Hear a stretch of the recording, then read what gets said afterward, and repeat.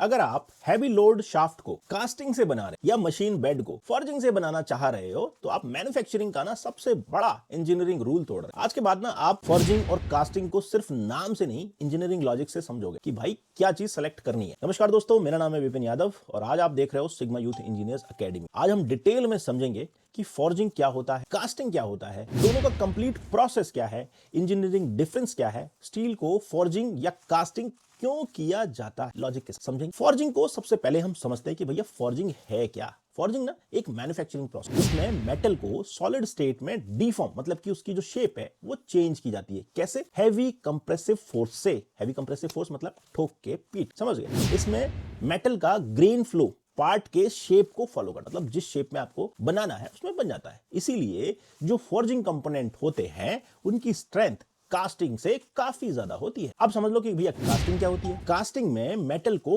Completely melt मतलब पिघला के लिक्विड फॉर्म में मोल्ड के अंदर जो है डाला जाता है। इससे क्या होता है, वो सॉलिडिफाई होने के बाद वो शेप जो है ले लेते। ठीक है, कास्टिंग का जो मेन फायदा क्या हो कि भैया कॉम्प्लेक्स से कॉम्प्लेक्स शेप है वो इजीली जो है बन जाती है और ये सबसे ज्यादा इकोनॉमिकल पड़ती है, इसीलिए जो है हम कास्टिंग करते हैं। समझ गए। फॉर्जिंग कंप्लीटली जो प्रोसेस होता है, फॉर्जिंग सिर्फ शेप नहीं है, इंटरनल स्ट्रक्चर इंजीनियरिंग होती है। ठीक है, रॉ मटेरियल का इसमें सिलेक्शन होती है, जैसे कि बिलेट हो गया, इनगॉट हो, इनको सेलेक्ट किया जाता है एप्लीकेशन के हिसाब से। मतलब कि जो ग्रेड की आपको स्टील चाहिए उसकी स्टील ले लो, जैसे कि EN19, EN24, EN36, 20 MnCr5, 60 MnCr5, कोई भी स्टील ले लो। ठीक है, मटेरियल क्लीनिंगनेस फटीग लाइफ डिसाइड करती है कि भैया कितना मटेरियल प्योर है, ठीक है, क्लीन है। ठीक है, अब करना क्या है, इसको स्टील को 1100 से लेकर 1250 डिग्री तक जो है हीट किया, जिससे जो क्रिस्टल स्ट्रक्चर है वो ऑस्टेनाइट बन जाता है और मेटल डिफॉर्म होने के लिए रेडी हो जाए। यूनिफॉर्म सोकिंग टाइम जो है इसमें हम देते हैं ताकि जो है फोर्जिंग में जो है इंटरनल क्रैकिंग जो है वो ना, ठीक है, इसमें टाइम देते। ठीक है, उसके बाद क्या करना है, हाइड्रोलिक प्रेस ले लिया या हैमर से जो है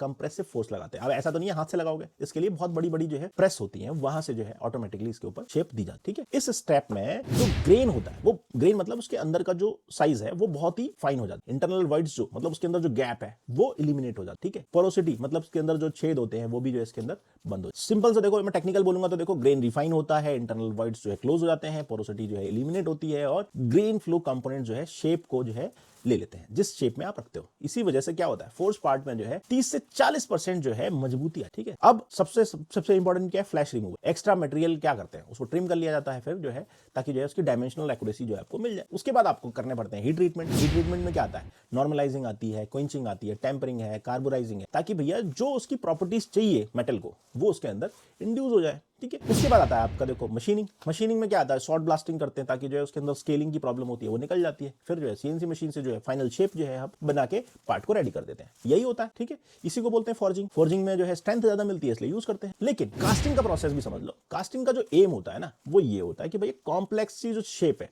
उसको सस्ते से बजट में हम बना। इसमें क्या करना है, पैटर्न मेकिंग करनी पड़ेगी, मतलब कि एक्चुअल पार्ट से थोड़ा सा बड़ा पैटर्न, मतलब कि वो जो सांचा बोलते हैं उसको सांचा बनाना है। ठीक है, उसके बाद मोल्ड प्रिपरेशन करना, सैंड मॉल्ड्स या मेटल डाई जो है उसको क्या करना है, एक इंटरनल कैविटी के रूप में जो है इसको बना के रेडी कर लेना है। फिर अपना जो स्टील है उसको क्या करना है, 1500 डिग्री सेल्सियस पे जो है उसको गर्म करना है, पिघल जाएगा, लिक्विड हो जाएगा। 1500 डिग्री सेल्सियस में जो अच्छे से अच्छा मेटल जो है लिक्विड बन जाता है। ठीक है, फिर उसको जो पोरिंग करनी है। पोरिंग किससे करनी है, कंट्रोल पोरिंग करनी होगी। ठीक है, वरना क्या होगा, उसके अंदर जो है गैस इंट्रैप हो जाएगी। ट्रैप हो गई तो पोरोसिटी बढ़ जाएगी। ठीक है, गैस नहीं जाना, मतलब हवा, समझ गए। अब धीरे धीरे जो है इसकी कूलिंग करनी है, स्लो कूलिंग होनी चाहिए ताकि जो है कोर्स जो ग्रेन स्ट्रक्चर है वो फोर्जिंग से जो है आपका कंपेयर करोगे तो देखो थोड़ा वैसे तो वीक रहेगा, लेकिन स्लो कूलिंग से उसके अंदर स्ट्रेंथ आती है। ठीक है, फिर आती है आपकी देखो फिनिशिंग।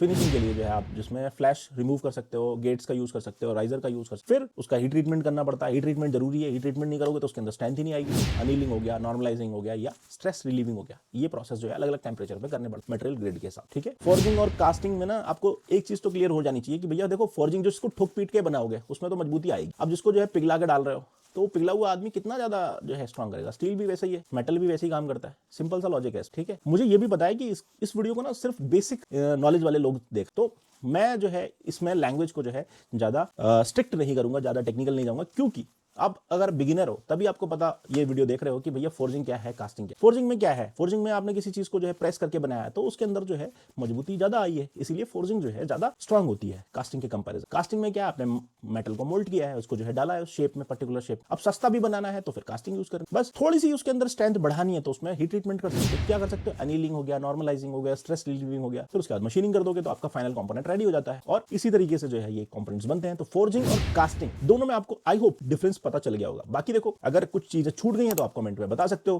कि भाई मैंने ये चीज नहीं बोली है। तो आई होप ये वीडियो आपके लिए हेल्पफुल रहेगी। ऐसी और इन्फॉर्मेटिव वीडियोस के लिए आप मुझे फॉलो कर सकते हो। मेरा नाम है विपिन यादव और आप देख रहे हो सिग्मा यूथ इंजीनियर्स अकेडमी। तो अभी के लिए बस इतना ही, मिलता है अगले वीडियो में। Thanks for watching video.